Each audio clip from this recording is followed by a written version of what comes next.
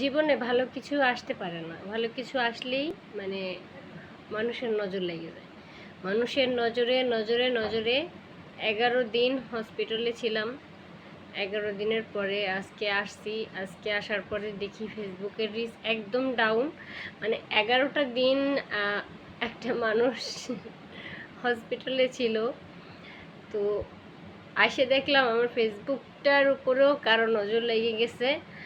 আর সে আবার ইনবক্সেও আবার বগর বগর করে যে হ্যান পারিঙ্গা ত্যান পারিঙ্গা এই সেই। বাবা এত কি প্রবলেম, কি এইটুকু একটা লাইফ, আমার এত নজরে কি আছে?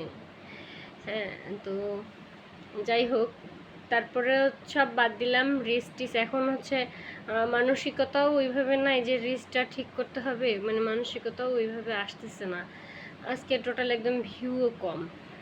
তো জাস্ট 2টা 3টা আপলোড দিয়ে রাখি কজ আগের ভিডিও এগুলো, কজ নয়তো আমার মনিটাইজেশন করা রেগুলার আপলোড না দিলে আমার প্রবলেম হবে আইডিতে। আর সেকেন্ড কথা হচ্ছে এই যে ফেসবুকে যাই একটু মানসিক শান্তির কারণে, মানসিক শান্তি কি পাবো? যাইয়া সেই নাজিম তানিশারে বিয়ে করছে, সে 3rd ক্লাস মহিলা একটা। তানিশার সে কি বাজে বাজে পোস্ট, সে আবার মিমের পোস্টগুলো আবার সামনে আসে নেকামি। আবার সে যে লাইলা ব্রেকআপ পার্টি করতেছে, আবার মামুন কি সেলুন দিতেছে। বাবা এই ছাড়া আমার সামনে আর কোনো পোস্ট আসে না। কেন আসে না?